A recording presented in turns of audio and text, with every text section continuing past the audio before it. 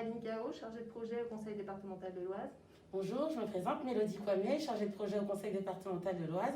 Nous sommes venus vous parler de l'ouvrage Les Loups du clair de lune, qui s'inscrit donc dans le cadre du programme Les Étoiles de la lecture.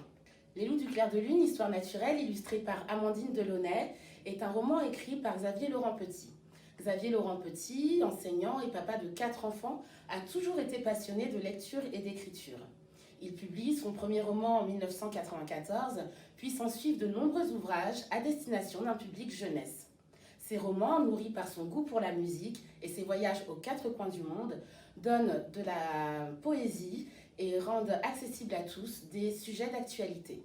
Les Loups du clair de lune est le 3e roman issu de la série Histoire naturelle. Ce livre nous raconte l'histoire d'Anna, 10 ans, qui passe chaque année ses vacances chez sa grand-mère. Cette grand-mère n'est pas une grand-mère comme les autres. Elle a choisi de passer sa retraite au bout du monde. Voyez comment elle l'annonce à son entourage dans l'extrait suivant. Ce jour-là, je veux dire le jour où Grand-Ma est partie à la retraite, elle a invité quelques personnes à fêter ça. Grand-Ma a levé son verre et avec un grand sourire a annoncé à tous qu'elle avait décidé de changer de vie.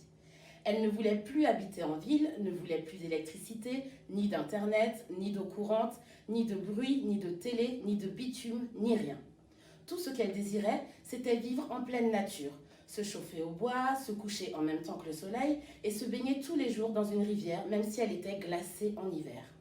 Où se trouve le bout du monde? Pour le découvrir, je vais vous donner quelques indices. La ville la plus proche se situe à 60 km et l'unique voisin à 40. Anna va y découvrir des animaux qu'on n'a pas l'habitude de voir en France. Ce sont des animaux qui sont parfois un peu étranges. On va trouver des opossums, des wallabies, des bandicotes, des chats marsupiaux, des serpents tigres ou des serpents fouets. Certains de ces animaux font des cris un peu bizarres, comme les chouettes aboyeuses ou le kookaburra. À force de vivre avec cette faune abondante, la grand-mère d'Anna va en devenir une experte un peu particulière. Écoutez le passage suivant. Depuis plus de 10 ans qu'elle habitait au bout du monde, Grand-Ma avait tout appris sur la nature qui l'entourait. Elle passait son temps en forêt. Les arbres, les plantes, les traces de pas, les terriers, les cris des oiseaux, les insectes, tout cela n'avait plus de secret pour elle. Elle s'y connaissait spécialement dans un domaine plutôt bizarre, les crottes d'animaux. Grand-Ma se moquait d'elle-même en disant qu'elle était devenue une véritable crottologue. Rien qu'à examiner une crotte trouvée entre les herbes, elle pouvait donner le nom de l'animal, dire ce qu'il avait mangé et quand il était passé là. Pour en revenir à notre histoire, cette année-là, la canicule fait rage. Et le manque d'eau va compliquer un petit peu la vie au bout du monde. Cependant, la grand-mère d'Anna a un secret. Elle a peut-être découvert l'existence d'un spécimen d'une espèce disparue depuis 80 ans. Elle va entraîner Anna dans une enquête à travers la forêt, où on croise des pandalis, des gommiers, des blackwood, des arbres à thé.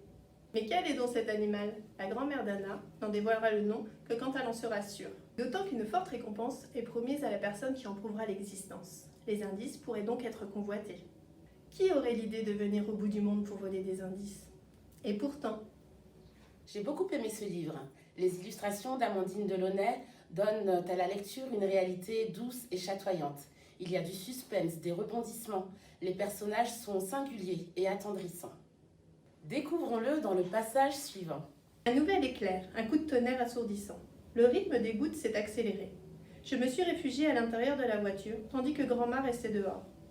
Les bras écartés, elle tournait sur elle-même en éclatant de rire. Je me suis demandé combien de mes copines avaient une grand-mère capable de danser sous la pluie battante. Fais attention à cette vieille folle de grand-mère, surveille-la de près. Qu'elle ne fasse pas trop de bêtises, m'avait recommandé maman. Ça m'a fait rire. L'histoire nous fait voyager. Elle se base sur des faits réels. La canicule de 2019 qui a vraiment eu lieu dans cette partie du monde et l'animal dont la grand-mère d'Anna aurait retrouvé la trace a réellement existé. Le livre évoque en filigrane l'impact du changement climatique et de l'action de l'homme sur la faune et la flore. Il nous démontre qu'il est possible de vivre différemment et de changer nos habitudes. Au point final, une seule envie, connaître la suite. Bonne lecture à tous!